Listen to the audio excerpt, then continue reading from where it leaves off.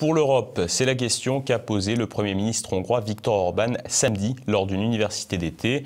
Comme à chacune de ses sorties, le chef d'État n'a pas mâché ses mots. Immigration, économie et souveraineté, l'homme fort de Budapest propose une voie radicalement opposée à ses homologues d'Europe occidentale. Un sujet réalisé en partenariat avec le site d'information d'Europe centrale Visegrad Post et le journaliste Ferenc Almasi. L'Europe restera-t-elle aux Européens? C'est la question que s'est posée le Premier ministre hongrois Viktor Orban à l'occasion d'une université d'été organisée à Tusnad-Furdo, une ville du sud de la Roumanie, dans le pays sicule en Transylvanie.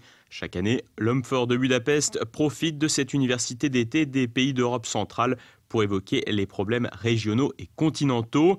Pour cette édition 2017, Viktor Orban est revenu sur la question migratoire et ses conséquences. Et comme à son habitude, il n'a pas mâché ses mots, notamment sur la question démographique. Dans ce combat entre les représentants des élites globalistes et les patriotes, la Hongrie est du bon côté, celui des patriotes. Si un pays est sur le déclin démographique et, pour parler franc, n'est pas capable de se maintenir biologiquement, il est possible qu'il n'y ait plus besoin de ce pays. Un tel pays disparaît. Dans le monde, seules les communautés capables d'au moins se maintenir biologiquement survivent.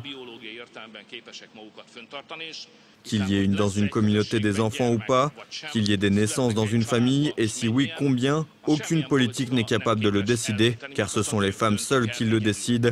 Il en sera comme les femmes en décident. Une question démographique que le Premier ministre hongrois lie inévitablement aux fondations culturelles du continent européen. Il n'y a pas de pays fort sans identité culturelle. Et aussi briseur de tabous que cela puisse paraître, il n'y a pas d'identité culturelle sans une base ethnique stable.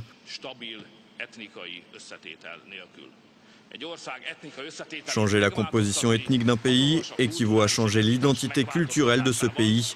Et un pays fort ne peut pas se permettre cela, en particulier si aucune catastrophe naturelle ne l'y contraint. La question des décennies à venir pour l'Europe est la suivante: l'Europe restera-t-elle aux Européens? Un discours qui, à de nombreux égards, ressemble à un plaidoyer idéologique, mais qui reste ancré dans la réalité et l'actualité. En effet, Viktor Orban a directement mis en cause la gestion migratoire de l'Union européenne, qui souhaite intégrer chaque année 1 million de migrants supplémentaires. Il a également abordé la question du marché de l'emploi, mais aussi l'impossibilité, selon lui, d'intégrer des populations extra-européennes.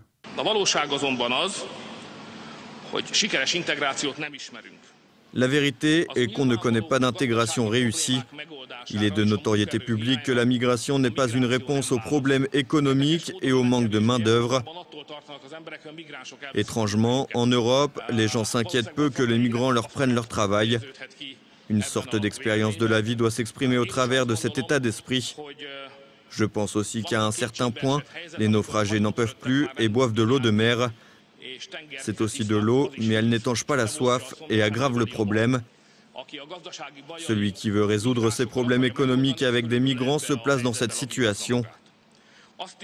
Face aux arguments d'intégration réussie, nous devons aussi expliquer que si des gens représentant des intérêts différents sont réunis en un même lieu, en un même pays, cela n'aboutira pas à l'intégration, mais au chaos.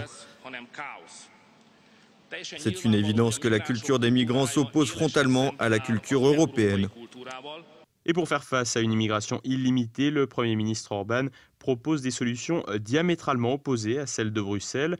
La souveraineté comme gage d'indépendance des États européens et la lutte contre les intérêts privés idéologiques qu'incarne le milliardaire hongrois, résident américain George Soros.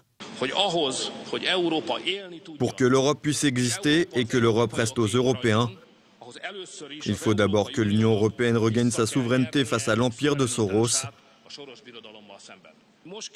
Il prépare maintenant l'Europe pour qu'elle cède son sol à une nouvelle Europe mixte et islamisée. Ici, en Europe centrale, nous croyions que l'Europe était notre futur. Maintenant, nous ressentons que nous sommes le futur de l'Europe. Merci pour votre attention. Vous l'aurez compris, pour les Hongrois, l'avenir de l'Europe se situe en Europe centrale, à travers notamment les pays du Visegrad, la Pologne, la Tchéquie, la Slovaquie et la Hongrie. Un avenir que Viktor Orban souhaite asseoir sur des États forts qui ne vivent pas à crédit, des États qui préservent la liberté d'entreprendre tout en maîtrisant les industries stratégiques, mais surtout des États qui luttent efficacement contre l'immigration et le terrorisme islamique. Une volonté qui dépasse le cadre purement politicien et s'inscrit dans un sursaut identitaire et culturel.